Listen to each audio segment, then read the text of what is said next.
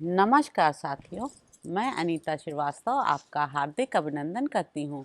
श्रीमद् वाल्मीकि रामायण में आज का प्रसंग है श्री राम और लक्ष्मण के द्वारा सीता की खोज और उनके न मिलने से श्री राम की व्याकुलता।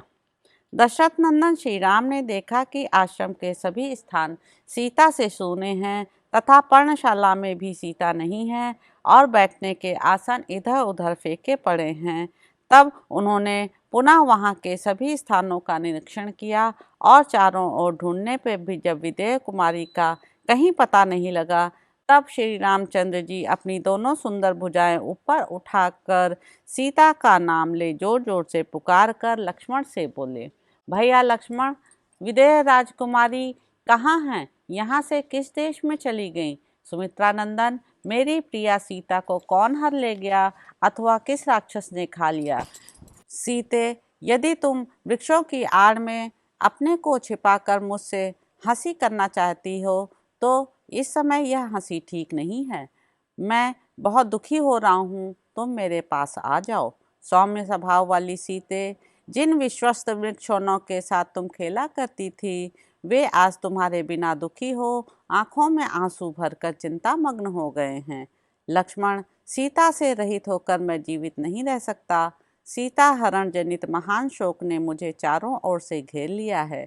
निश्चय ही अब परलोक में मेरे पिता महाराज दशरथ मुझे देखेंगे। वे मुझे उपालंब देकर कहेंगे, मैंने तो तुम्हें वनवास के लिए आज्ञा दी थी और तुमने भी वहां रहने की प्रतिज्ञा कर ली थी। फिर उतने समय तक वहां रहकर उस प्रतिज्ञा को पूर्ण किए बिना ही तुम यहाँ मेरे पास कैसे चले आए? तुम जैसे स्वेच्छाचारी, अनार्य और मिथ्यावादी को धिक्कार है। यह बात परलोक में पिताजी मुझसे अवश्य कहेंगे। वरारोहे, सुमध्य में सीते, मैं विवश, शोक संतप्त, दीन, भग्न मनोरथ हो करुणाजनक अवस्था में पड़ गया हूँ। जैसे कुटिल मनुष्य को कीर्ति त्याग देती है, उसी प्रकार तुम मुझे यहाँ छोड़कर कहाँ चली जा रही हो? मुझे न छोड़ो, न छोड़ो। तुम्हारे वियोग में मैं अपने प्राण त्याग दूंगा। इस प्रकार अत्यंत दुख से आतुर हो विलाप करते हुए रघुकुल नंदन श्री राम सीता के दर्शन के लिए अत्यंत उत्कंठित हो गए, किंतु वे जनक नंदनी उन्हें दिखाई न पड़ी। जैसे कोई हाथी किसी बड़ी भारी दलदल में फंसकर कष्ट पा रहा हो, उसी प्रकार सीता को न पाकर अत्यंत शोक में डूबे हुए श्री राम से उनके हित की कामना रखकर लक्ष्मण यूं बोले, महामते, आप विषाद न करें, मेरे साथ जानकी को ढूंढने का प्रयत्न करें। वीरवर, यह सामने जो ऊंचा पहाड़ दिखाई देता है अनेक कंदराओं से सुशोभित है। मिथिलेश कुमारी को वन में घूमना प्रिय लगता है। वे वन की शोभा देखकर हर्ष से उन्मत्त हो उठती हैं, अतः वन में गई होंगी अथवा सुंदर कमल के फूलों से भरे हुए इस सरोवर के या मत्स्य तथा वेतस लता से सुशोभित सरिता के तट पर जा पहुंची होंगी, अथवा पुरुष प्रवर हम लोगों को डराने की इच्छा से हम दोनों उन्हें खोज पाते हैं कि नहीं, इस जिज्ञासा से कहीं वन में ही छिप गई होंगी। अतः श्रीमन, वन में जहाँ जहाँ जानकी के होने की संभावना हो, उन सभी स्थानों पर हम दोनों शीघ्र ही उनकी खोज के लिए प्रयत्न करें। रघुनंदन, यदि आपको मेरी यह बात ठीक लगे तो आप शोक छोड़ दें। लक्ष्मण के द्वारा इस प्रकार सौहार्द पूर्वक समझाए जाने पर श्री रामचंद्र जी सावधान हो गए और उन्होंने सुमित्रा कुमार के साथ सीता को खोजना आरंभ किया। दशरथ के वे दोनों पुत्र सीता की खोज करते हुए वनों में, पर्वतों पर, सरिताओं और सरोवरों के किनारे घूम घूम कर पूरी चेष्टा के साथ अनुसंधान में लगे रहे। उस पर्वत की चोटियों, शिलाओं और शिखरों पर उन्होंने अच्छी तरह जानकी को ढूंढा, किंतु कहीं भी उनका पता नहीं लगा। पर्वत के चारों ओर खोज कर श्री रामचंद्र जी ने लक्ष्मण से कहा, सुमित्रानंदन, इस पर्वत पर तो मैं सुंदरी वैदेही को नहीं देख पाता हूँ।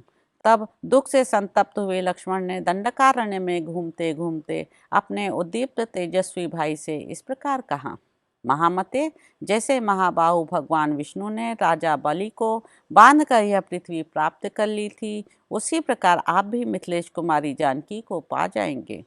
वीर लक्ष्मण के ऐसा कहने पर दुख से व्याकुल चित्त हुए श्री रघुनाथ जी ने दीनवाणी में कहा, महाप्राज्ञ लक्ष्मण, मैंने सारा वन खोज डाला, विकसित कमलों से भरे हुए सरोवर भी देख लिए तथा अनेक कंदराओं और झरनों से सुशोभित इस पर्वत को भी सब ओर से छान डाला, परंतु मुझे अपने प्राणों से भी प्यारी वैदेही कहीं दिखाई नहीं पड़ी।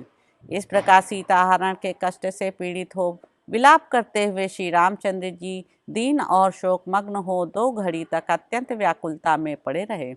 उनका सारा अंग विह्वल हो गया, बुद्धि काम नहीं दे रही थी, चेतना लुप्त सी होती जा रही थी। वे गरम गरम लंबी सांस खींचते हुए दीन और आतुर होकर विषाद में डूब गए।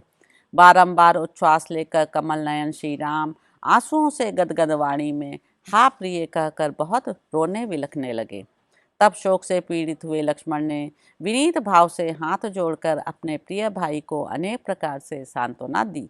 लक्ष्मण के ओष्ठपुटों से निकली हुई इस बात का आदर न करके श्री रामचंद्र जी अपनी प्यारी पत्नी सीता को न देखने के कारण उन्हें बारंबार पुकारने और रोने लगे। तो इस प्रकार साथियों, अरण्य कांड में निहित 61वां सर्ग यहाँ पर समाप्त होता है।